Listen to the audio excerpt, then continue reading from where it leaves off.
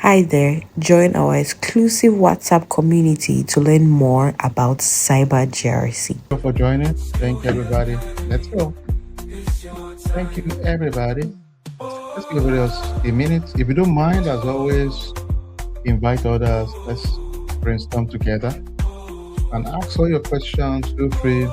Always type questions. Any question you have, let's tackle it together and make the best out of it. Thank you all. Thank you, everybody, for joining. Okay, so I think we can get started and we can have others join us afterwards. So we always like to do a countdown. So let's do a countdown and we'll just start the show. Let's go. Hi there, join our exclusive WhatsApp community to learn more about cyber GRC.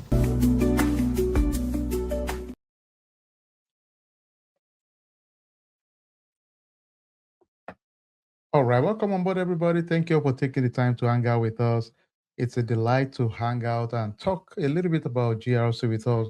And if you don't mind, do me a favor. Can you just strike the like button real quick so that we can have more people see us on YouTube? Thank you all for being part of our community. As always, we like to do something exciting. What part of the world are you logging in from? If you don't mind, just go ahead and type. Where are you logging in from, real quick? Let's see.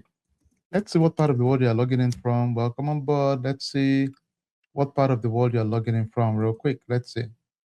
What part of the world are you logging in from? Let's see some of those comments real quick. UK in the house. Hi, Benis. Thank you. Thank you all for joining.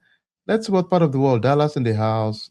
Maryland in the house. Thank you, Larry Waju Yusuf. Thank you.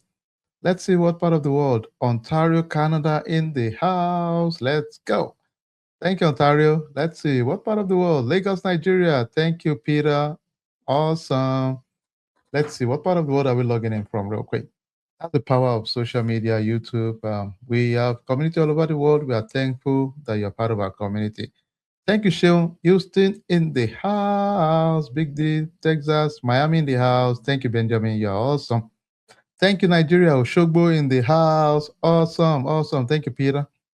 Thank you. Awesome, awesome, awesome. Let's see some other folks. What part of the world are we logging in from? Washington, D.C. in the house. How are you? Thank you, sir. South Africa in the house. Hi, Nene. Thank you. Thank you for joining. Thank you, everybody. Thank you. Miami in the house. Thank you, Remy. Thank you. Awesome, awesome. Let's see anywhere else. Anywhere else you're joining from, let's see you and just recognize you. Ontario in the house again. Abioye, you're awesome. Thank you, Canada. Thank you for joining. Awesome, awesome, awesome. I can see my South African folks, my Houston folks, Nigeria, Oshogbo in the house. Hi there, join our exclusive WhatsApp community to learn more about cyber GRC. Some questions a lot of you have asked us, and we are very transparent in our community. We'll tell you what we see out there real quick, and we can brainstorm together and just do life together as a team. So, what are we seeing when the economy is slow? I think we can all address the elephant in the room all over the North America now, probably all over the world. It's a tricky economy. We can agree with that, right? There's been a lot of comments around employment, AI, tariff war, the slow pace of economy generally all over the world. So that as we've seen. Now, why do we look at it as an opportunity also? In the midst of chaos, there are two options. We can either bail out and just align to life and just let it be, right? Or we can use it as an opportunity to upskill, develop ourselves, prepare ourselves when the opportunity is right. We're just ready. We are prime to be part of that ecosystem. Now, why do we see us lesser of a threat compared to other fields? AI is here to automate a lot of things, but for those of us in governance, risk, and compliance, some of the extra benefit we have, of course, we have to keep aggressively priming our resume to target specific roles, but also because regulation is there, so it's not optional for organization. So some roles have to be there because by law you have to have it. You don't have a choice at the moment. So compliance is a big one out there. Of course, we can agree cyber risk is a big deal right now all over the world. It's one of the biggest things out there. Then, of course, most of your board wants accountability. So you see a lot of your board pushing for accountability within your organization. So that's one of the big deal out there.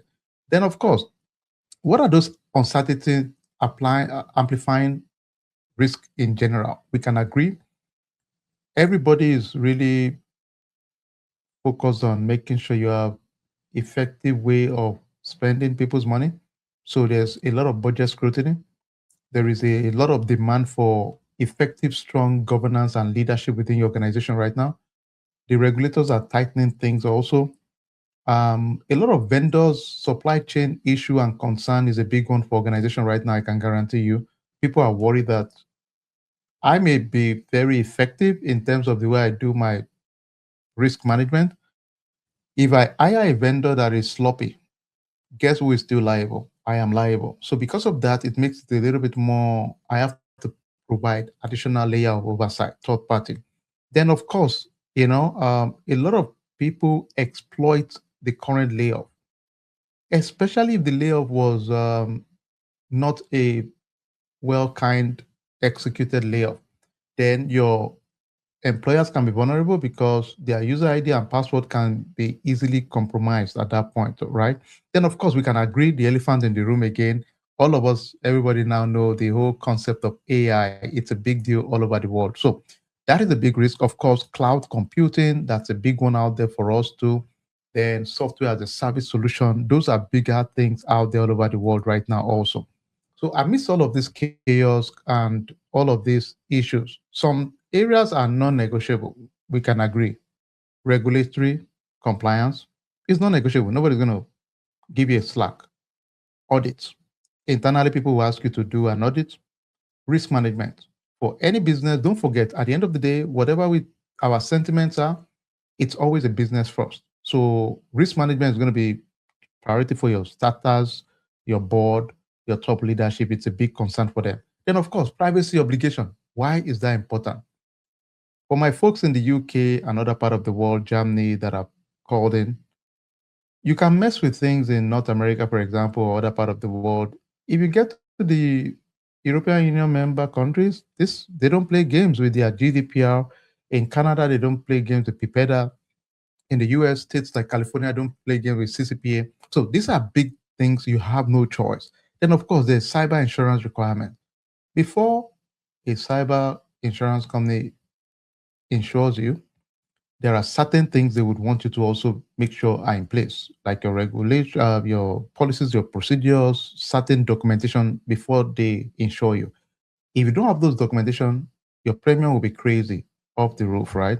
Then vendor oversight. Remember again, if I bring you to support me, ultimately I am liable, right? Nobody cares that it's a vendor. You are liable. Then, of course, business continuity. At the end of the day, we want to make sure we can continue the business. It's a business first. Don't forget that. So the value of us in that space is still high. Yes, we admit, like any other field, the jobs are not as crazy as it were like a year ago, but the jobs are still there, not as crazy. In the past, it was crazy. The demand is there. People had multiple jobs. So now the demand is there.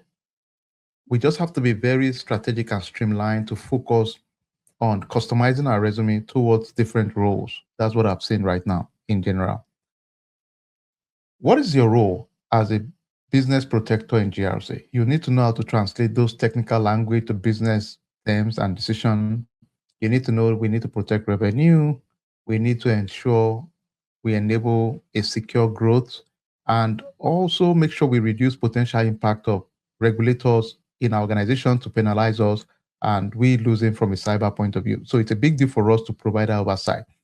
Question a lot of you about what are the roles you can find yourself applying to as a GRC analyst? A lot of our folks we've seen risk analyst, GRC consultant or analyst, third-party risk analyst, privacy analyst, compliance analyst, cyber program manager in some cases, audit liaison, AI risk and governance specialist. So whatever name they call you, the rule of thumb in our community is simple. Every one of these areas will touch in our program, we'll work on projects. And the way we kind of align is that if you look at the job function, if 60% of what they've listed in their role aligns with what we've taught in class or projects we've done in class, then apply. We don't care about the title in that case because The responsibility are things we can do, so just apply for those roles in general. Okay. All right. Let's have another one. Again, what is still leading to demand of GRC analysts? Cost of compliance is very expensive for organization. In some cases, billions of dollars. I think 2 years ago, in Europe, Facebook was fined about 1.3 or 1 point something billion euro. So think about it. If you find somebody a billion euro or dollar or whatever currency, they have to figure a way to make it up somewhere. So don't be surprised if somebody's fined $1 billion and there's a layoff, right? You can see there's no correlation, but I suspect there might be correlation because at that point, they want to make sure they can make up the money back. There are penalties for breaches globally, it's very severe. Insurance demand effective and stronger control. Your board will demand independence for sure. And of course, with AI, the elephant in the room, they expect effective oversight within your organization. That's a big one out there too. So in general, it's nice to build a career that is defined by influence and growth and mobility. It's global in nature. Most of the jobs are remote in nature that we've seen, and it's a leadership role. Eventually, you evolve into leadership because you provide oversight. What I challenge everybody is that it's doable with discipline and focus. And thankfully, with a lot of tools out there today, you realize we can be more efficient. Gone are the days I'll tell you you cannot do it, because the truth is that you can do it because of the fact that you can interpret technical language now to business language easily with AI. So if I have technical issue I found, I can throw it into a prompt to say, make it easy to explain to a board. And it has bridged that gap. That would have been the toughest part for most people in the past, to interpret those big language into easy to understand lingua. So, and that's no more a risk. Why 2026 is a strategic point, in my opinion, right now. There's heavy AI regulation adoption all over the world. There's a lot of privacy concern all over the world.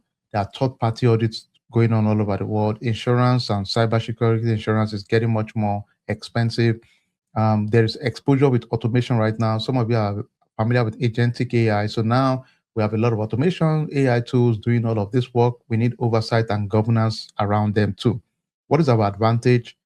It's nice to position ourselves with the knowledge of AI governance, which is part of what we're going to teach in the program also, how to do and audit an AI large language model to provide oversight on AI. And the good thing is that virtually every company in the world today, I bet you your current organization is also adopting AI. Everybody's adopting it. It's mainstream now, I believe. If you build a solution and AI is not integrated in it, I think it's a missed opportunity and you would struggle long term. So it's a mainstream thing now, I believe. Um, so for us, it's from theory to execution.